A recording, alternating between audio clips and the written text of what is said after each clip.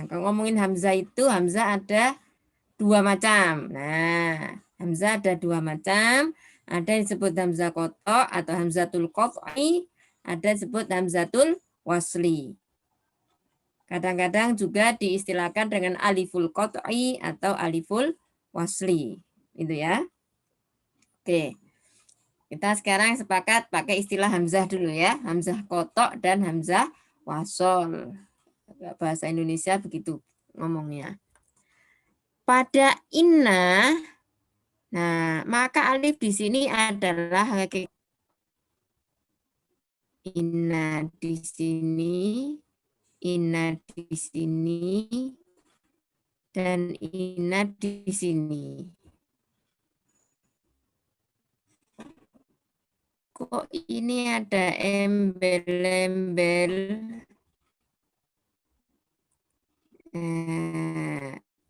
Mas, tanda. Nah, kalau kita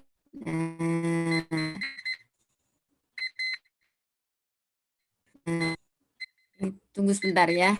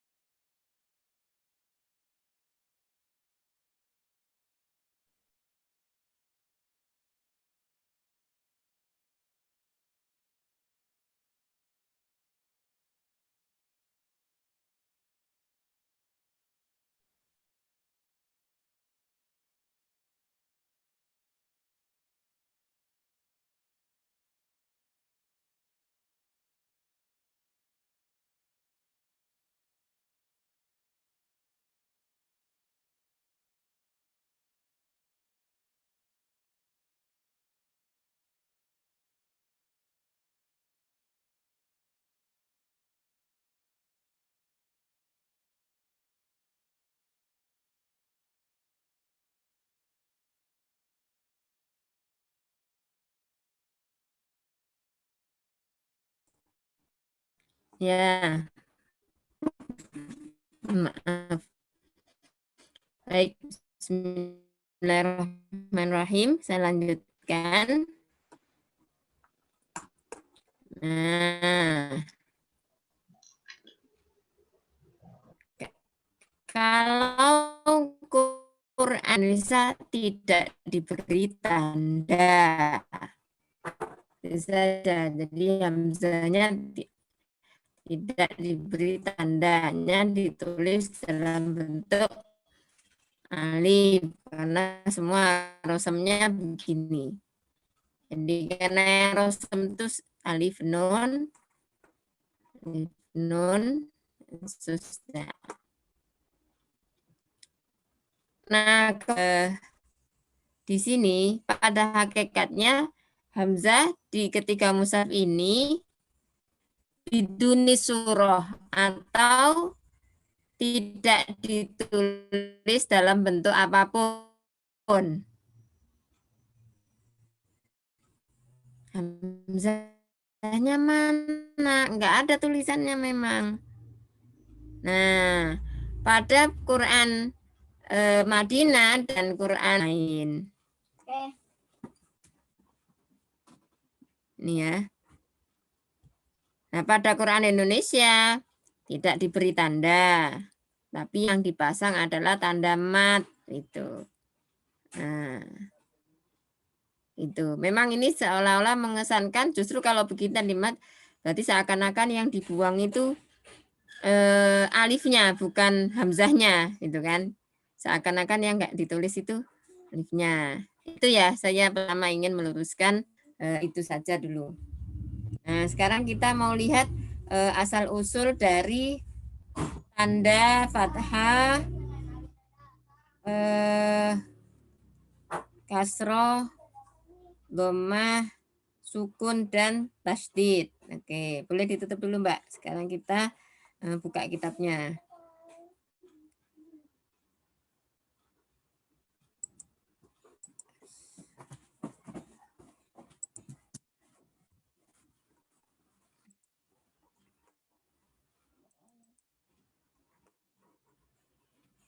Sebentar.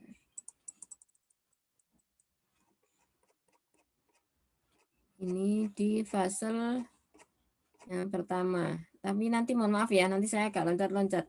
Karena saya ingin kita fokus di harokat dulu. Baik, harokat itu ada 3. Ada fathah, kasroh, dhammah. Fathah berasal dari alif kecil yang dibentangkan memanjang dari kanan ke kiri. Ya, gampangnya ngomong itu ya kayak yang kita kenal hari ini gitulah ya, bentuk fathah yang kita kenal hari ini. Nah, letaknya di mana? Ya, seperti biasa lah ya, di atas huruf yang dimaksud.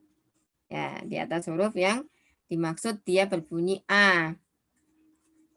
Ya, kalau tadi dijelaskan short itu tidak berbunyi A ya, dalam bahasa Indonesia dia memang tidak dikatakan berbunyi A. Tetapi kalau di bahasa Arab itu karena tidak ada bunyi O, maka dia tetap ya berharokat fathah.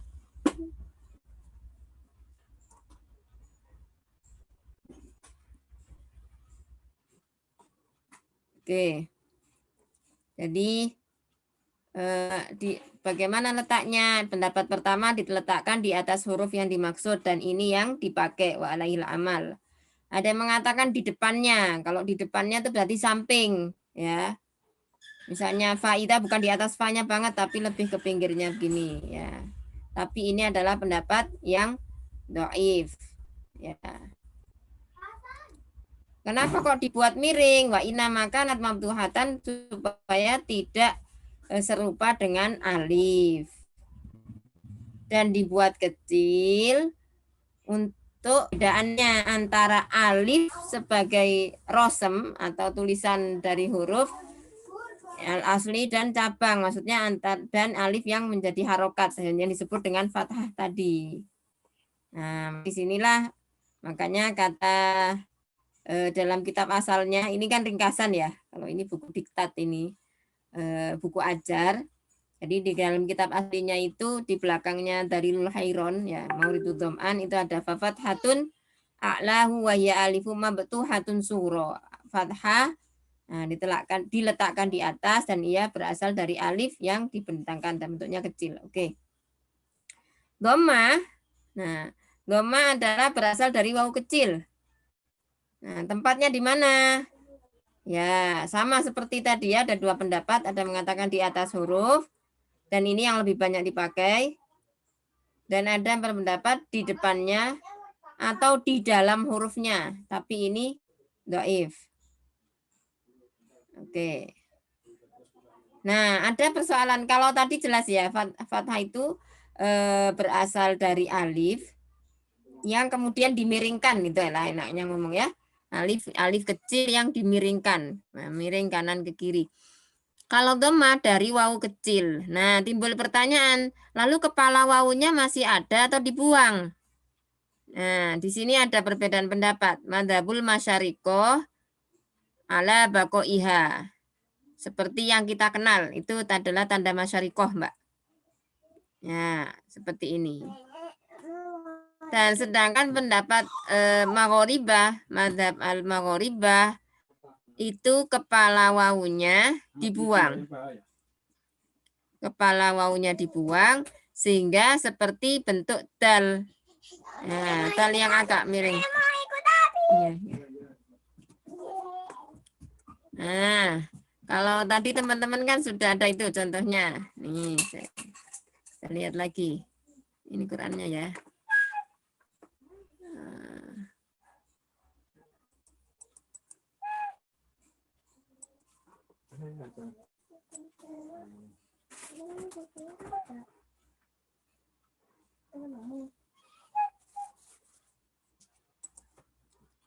Ini. Alhamdulillah.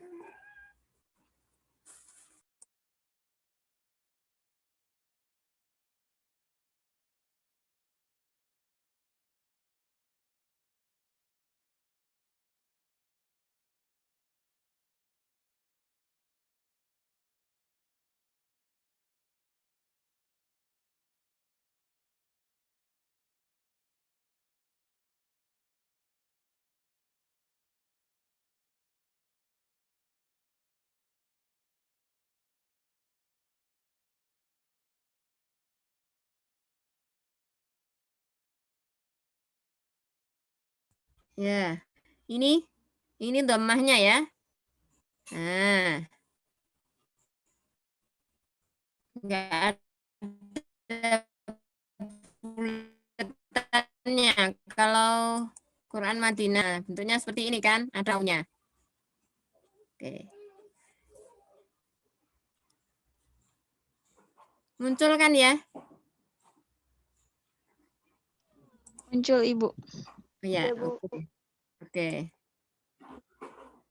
Baik. Nah, kemudian sebentar.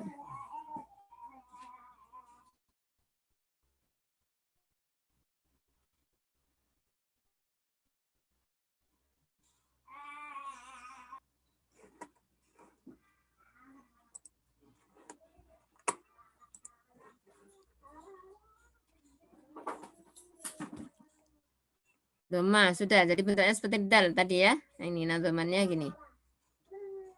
Letaknya, nah itu. Wal kasro tuh, nah kasro itu berasal dari ya yang dibalik ke belakang seperti ini. Ya, ini ya dibalik ini. Nah, berasal dari ya yang dibalik, posisinya di bawah huruf yang berharokat kasro, tapi tidak bentuk seperti ini setelah dibuang kepalanya dan tempat titiknya ini di bawah. Nah, ini dua titiknya. Ini dibuang, titiknya juga dibuang, kepalanya juga dibuang sehingga menjadi bentuk kasro yang sudah kita kenal. Nah, harokat ini berfungsi untuk setiap huruf. Huruf awal, huruf tengah, huruf akhir, atau memang huruf itu aslinya nggak berharokat, tapi diberi harokat karena untuk menyelamatkan dari iltiqa usakinain, bertemunya dua sukun. Misalnya minal haqqi, itu kan asalnya min, ya dengan al haqqi kan nggak ada alifnya kan nggak ada fathahnya, itu sukun. Nah, minal haqqi, maka itu fathahnya kan takhallus minil tiko isakinain. Nah, jadi itu tetap dikasih harokat fathah kasroh dhamma. Tidak ada perbedaan. Oh, dia ini isim mabni, harokatnya beda lagi. Enggak, sama. Oke ya. Jadi berlaku untuk semua huruf. Kecuali pada fawatihus suwar. Ya, alif lam mim qaf toha. Nah, kalau orang masyariko, ulama masyariko tidak meletakkan tanda di atas fawatihus suwar. Tapi kalau magoribah memberi tanda. Oke, kita lihat ya. Alif lam mim.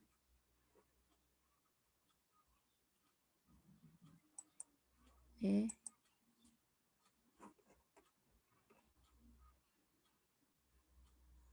Ya, ini loh Mbak maksudnya. Ini di atas alifnya ada fathahnya ini.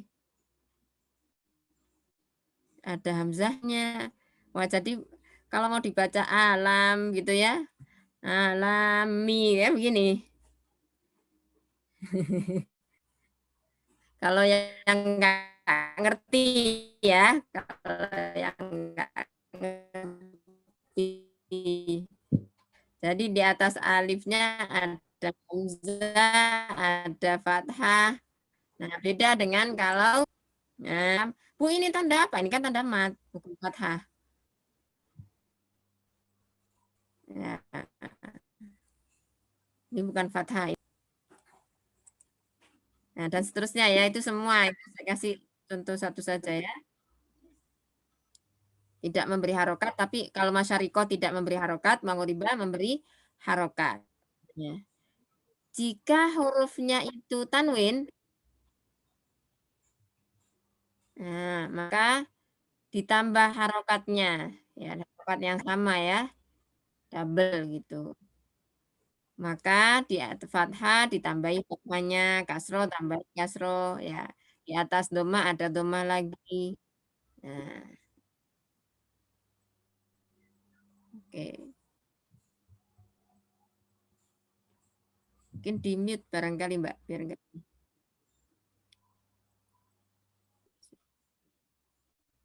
Oke. Nah, berikutnya, nah ini nadamnya. Nah, oh ini huruf yang diberi tanwin namanya munawan. Oke, saya nggak nerangkan ini dulu ya. Kita fokus di harokat dulu. Ini nanti di minggu depan. Nggak apa-apa ya, sedikit-sedikit. Sebenarnya kalau ini kalau ngikut sesuai pembagian dari kitabnya itu langsung fathah kasroh tanwin terus tanda tajwidnya gimana. Oke, kita minggu depan saja ikut di silabi. Berikutnya adalah oh ini tajwid ya. Saya loncat saja ke sukun. Nah, sukun. Nah, atau huruf mati ya. Minal harfis sakini, huruf yang mati kalau kita bahasa Indonesia kan tuh huruf mati. Oke, para ulama dobet berbeda pendapat mengenai huruf mati. Apakah perlu diberi tanda untuk menunjukkan bahwa dia itu mati atau tidak?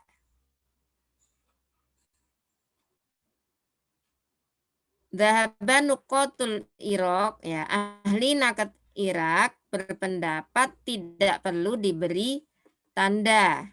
Tapi menurut ulama yang lain itu perlu diberi tanda. Nah, apa selesai masalahnya belum? Nah, ulama yang berpendapat bahwa itu perlu diberi tanda juga berpendapat lagi. Tandanya seperti apa? Tempatnya di mana? Nah, amma kaifiyatuha ngikutnya bahwa tanda sukun itu adalah kepala jim yang diambil dari kata jazmun. Nah, al-jazm artinya memutus. Kenapa kok diambil dari kata itu? Karena di dalam sukun pada huruf mati itu berarti memotong atau memutus suara huruf dari harokat. Memotong suatu huruf dari harokat. Huruf sahain boleh juga itu adalah kepala ha yang diambil dari kata istarih. Nah, beristirahatlah. Kenapa demikian? Karena ucapkan sukun, ya, ketika mengucapkan huruf mati, berarti itu ada jeda atau ada rehat, ada istirahat dari mengucapkan harokat. Sukun berarti sedang tidak berharokat, dan itu beristirahat dari harokat. Atau bisa juga itu adalah kepala kho yang diambil dari kata khofif. Kenapa demikian? Karena huruf yang mati itu akhof lebih ringan, lebih khofif mengucapkannya daripada huruf yang berharokat. Inilah yang dipakai ya seperti tadi yang sudah dijelaskan ya. Nah, ini kita agak kenal lah, agak akrab dengan tanda ini karena dipakai di Quran Madinah, kemudian Indonesia, ya ini ya tadi ya. Jadi dia kepala apa Bu? Iya kalau mau bilang itu kepala jim benar, kepala hak benar, kepala kho benar ya. Nah, alasannya apa? Asalnya ada di mana? Oke.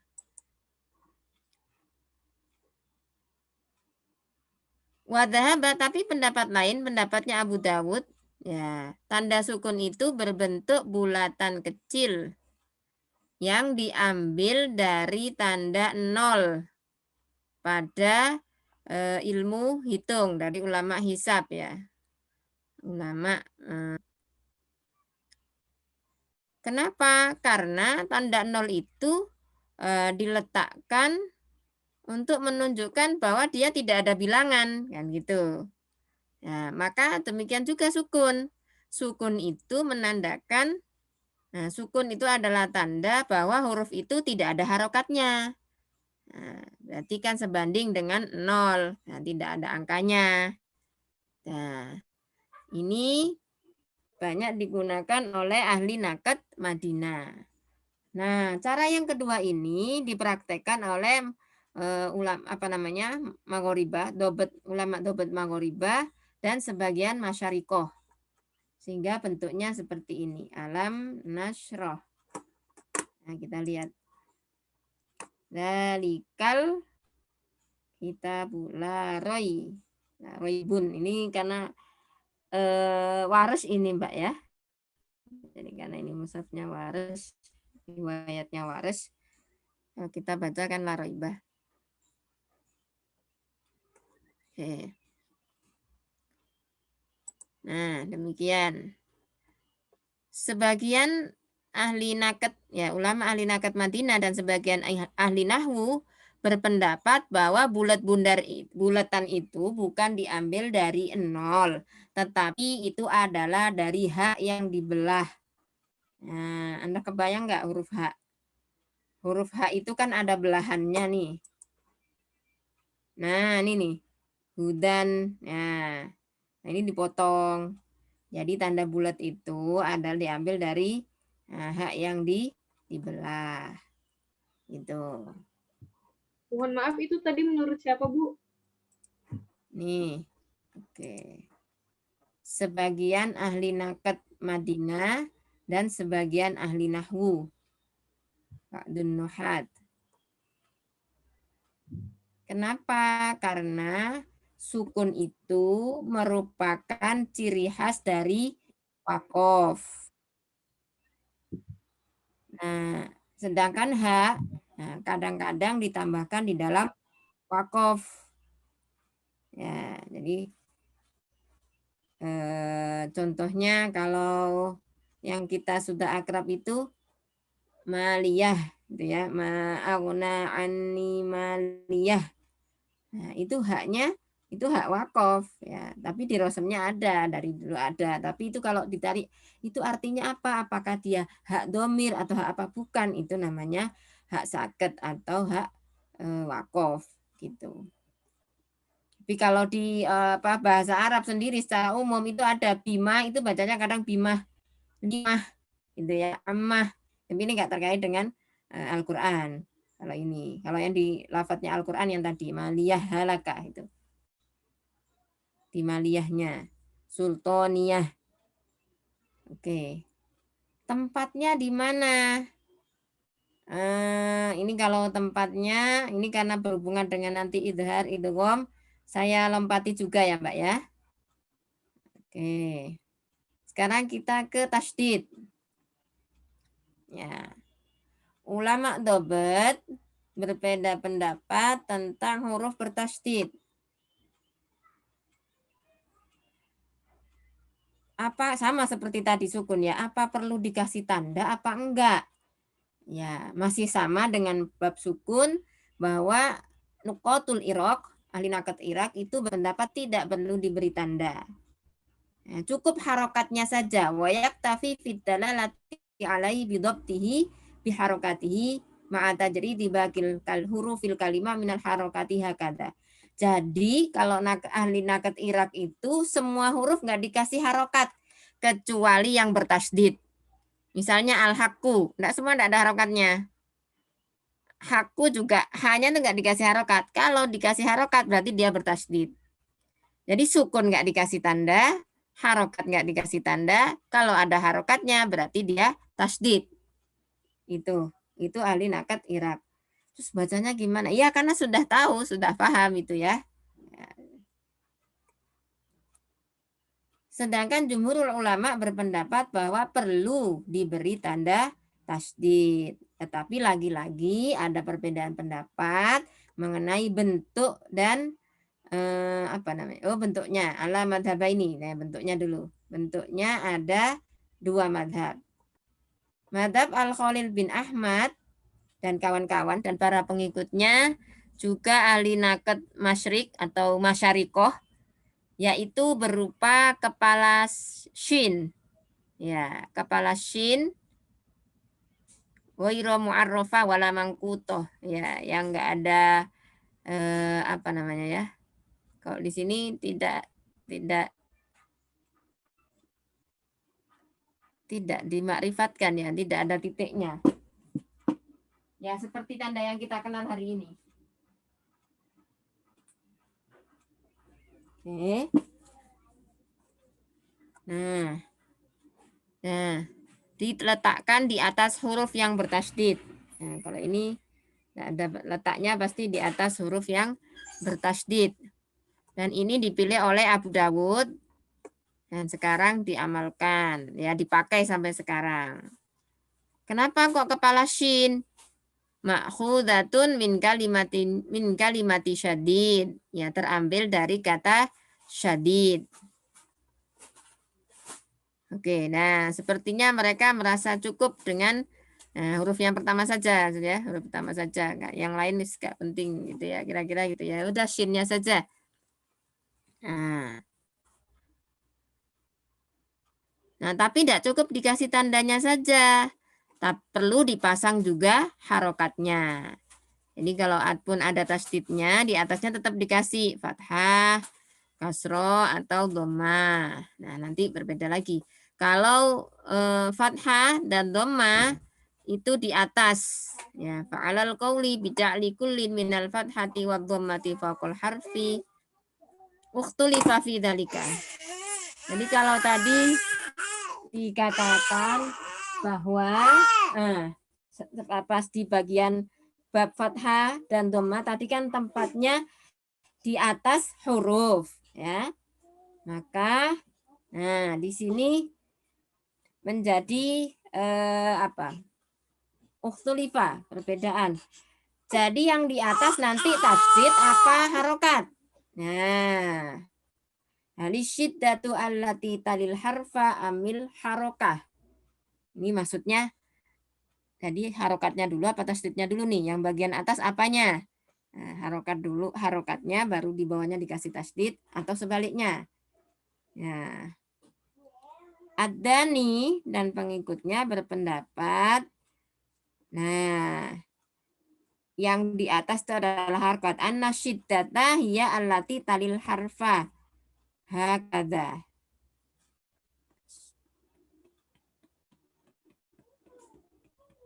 Oke. Tasdid itu berada di atas huruf. Kalau di urutan dobet berarti paling atas tuh harokat, setelah itu tasdid ini ya. Jadi yang paling dekat dengan huruf itu apa? Tasdid ya. Tasdid lalu atasnya dikasih harokat. Ini ya, ini maksudnya dari kalimat ini, Mbak. Hakadha. Kenapa? Karena masing-masing dari tasdid dan harokat itu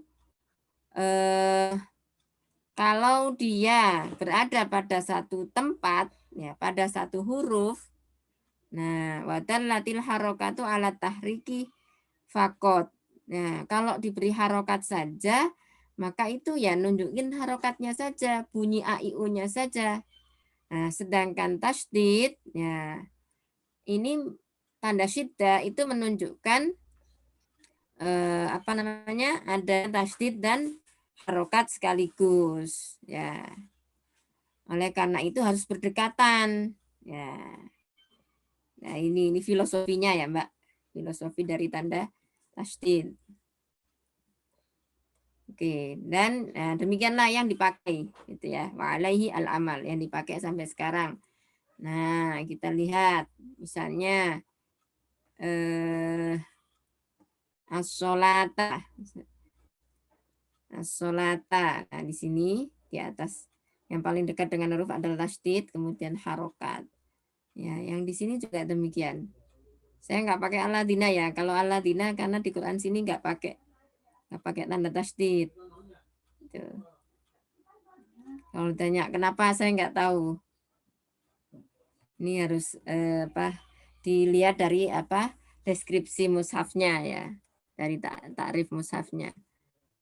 Oke. Nah, terus kalau kasroh bagaimana? Nah, kan tanda kasroh itu sendiri letaknya di bawah huruf. Ya. Wal qaulu bi ja'lil kasrati fauqal harfi tahta syiddati qaulun dhaifun ya. Kalau kasroh itu kan di bawah huruf. Nah, tasdidnya tetap di atas dan harokatnya tetap di bawah gitu ya. Kalau ada pendapat seperti ini, tasdidnya di atas, kasrohnya naik tas, tapi di bawah tasdid, ini adalah pendapat yang dhaif. Itu ya. Nah,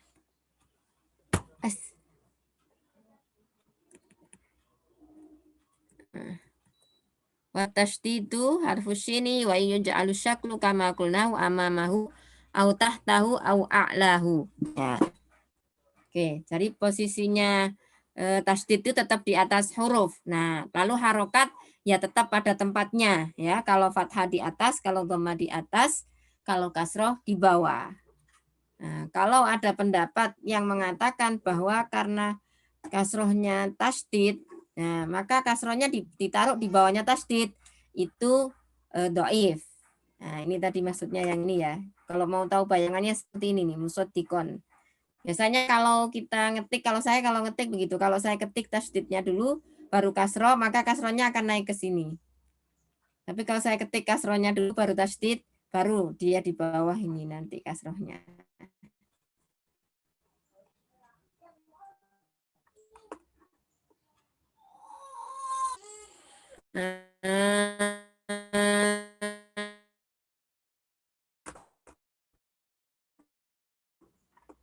Yang diikuti oleh Andalus bahwa itu adalah berupa dal yang yang diberdirikan gitu Mbak ya. Qaimatul janahaini seperti ini maksudnya. Ini tasdid nih. Kayak angka 7 atau kayak angka 8 jadinya ya. Diambil dari kata apa? Diambil dari dalnya syadda. Nah, mereka lebih memilih dal daripada shin karena dalnya kan terulang 2 kali. Syadid ya. Kan ada 2 dal. Syadda juga asalnya syadada. Ya. Nah, berarti kan 2/3 dari kata syadid itu berupa dal ya. Maka ya kalau gitu yang diambil ya, dalnya. Nah, ini dipilih oleh Adani. Letaknya di mana? Ya. Qaimatan ya, kalau fathah itu begini, di atas ya. Dalnya menghadap ke atas. Ya, berdiri menghadap ke atas jika fathah seperti ini. Wa amamahu munakkasatan ila asfal ingkana madmuman. Nah, kalau dhammah seperti ini. Tapi posisinya di samping. Ya. Wa tahtahu bentuknya sama seperti ini, tapi diletakkan di bawah jika berupa kasro. Ya. Ini di bawah. Kalau ini kan di samping. Ini di bawah. Ini kalau kasro. Misalnya Robiki. Robika. Saya nggak tahu tadi di sini ini karena mungkin keterbatasan kalau pakai ketik ya. Nah, wa ala hadzal madhab, tapi kalau kita mau cari contohnya nggak ada, Mbak. Karena yang di Quran ini pakainya tasdid ya seperti kepala shin. Di sini juga kepala shin, Indonesia juga. Oke. Untuk pendapat yang kedua ini yang tasdidnya berupa dal yang diberdirikan. Nah, ini ada jadi perbedaan harokatnya kalau begitu bagaimana? Nah, pendapat pertama cukup dengan tanda tasdid tanpa harokat. Ya, kalau di atas berarti dia fathah, kalau di samping berarti dia dhamma, kalau di bawah berarti dia kasroh. Itu. Pendapat yang kedua menyebutkan ya di al-jam'u bainahuma, dua-duanya ada, tasdidnya ada, harokatnya juga ada. Pendapat yang ketiga, al-jam'u bainahuma menggunakan tasdid dan harokat sekaligus jika berada di huruf yang paling akhir. Seperti waliyu ini ya, berarti dia pakai tasdid dan pakai harokat. Ya. Di annal atrof ya alasan filosofisnya karena huruf paling akhir itu adalah tempat perubahan harokat. Ya. Nah, kalau hurufnya di tengah bagaimana? Wal iktifa bi alamati tasydid fima ada dzalika, untuk selain yang terletak di akhir kata tidak perlu diberi harokat, cukup diberi tanda tasydid saja. Nah, oke.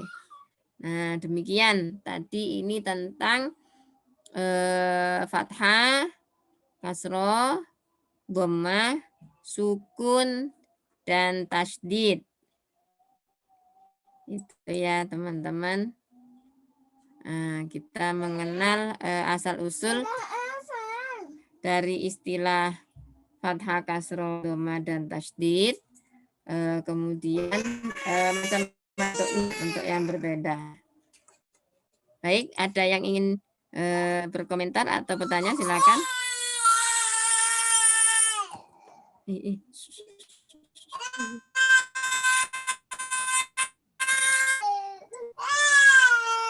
Bu, saya mau nanya.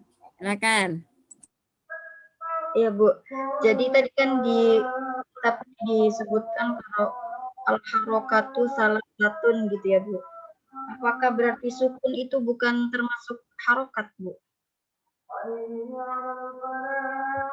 Nah, kalau di dalam ilmu dobet demikian ya, sukun itu jadi tanda sukun sendiri, dia bukan harokat. Ya, dia tanda huruf mati gitu, Mbak. Karena harokat itu huruf hidup ya kalau bahasa kita itu. Berarti tanda untuk huruf hidup, fathah, kasroh, dhammah. Ya. Jadi sukun, tasdid. Kalau harokat a i u, nah, lalu sukun itu ya sukun.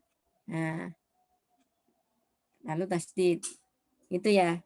Kalau dobet dikatakan sebagai dobet iya, tapi kalau harokat bukan gitu ya. Kalau dikatakan syakel iya, tapi harokat bukan. Ya, artinya sekarang kita kenal ada istilah harokat, ada istilah syakel atau dobet gitu.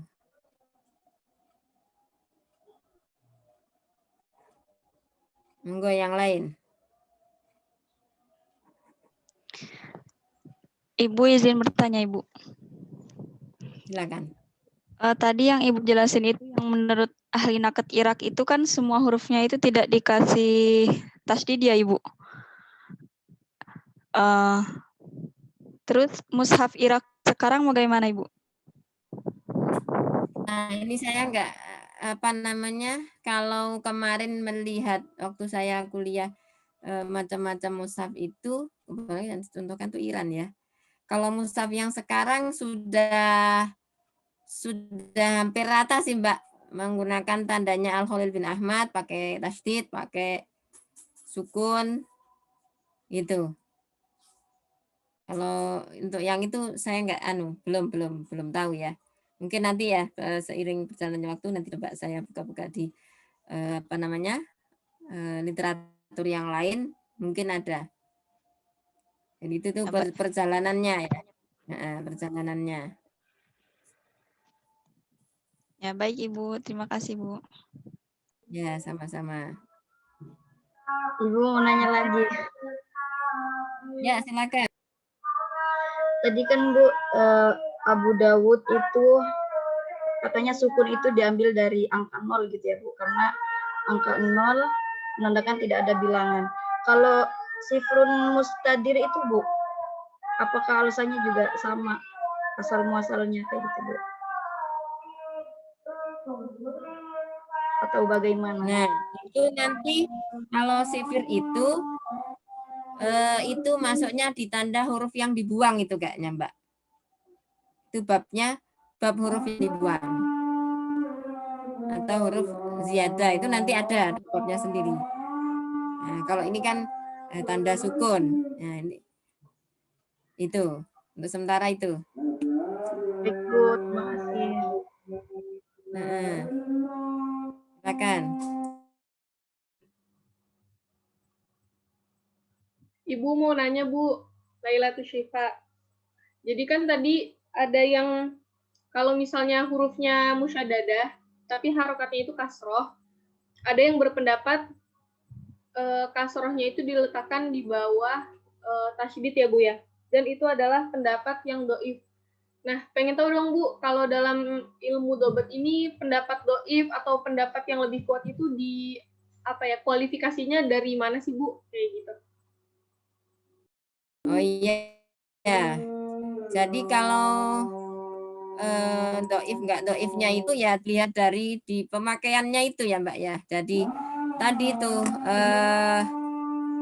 di mana tadi ya? Sebentar ya, kitabnya.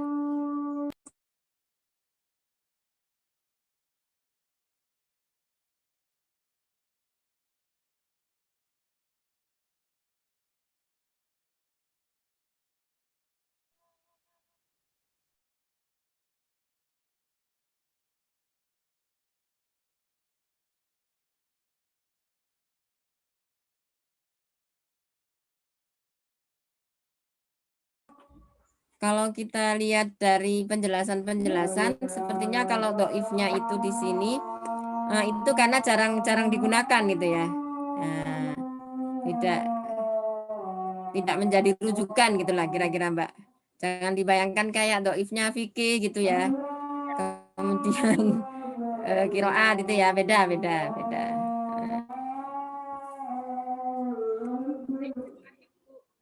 Ya, terima kasih kembali. Ada lagi silakan.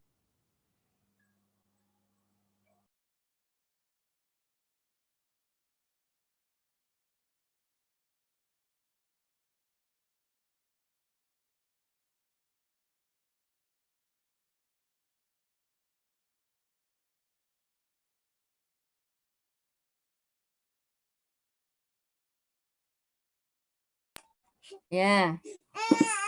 Bagaimana teman-teman? Pak sudah cukup?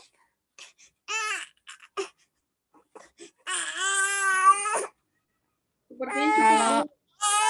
Ya. Baik, kalau sudah cukup, kita tutup dulu diskusi kita.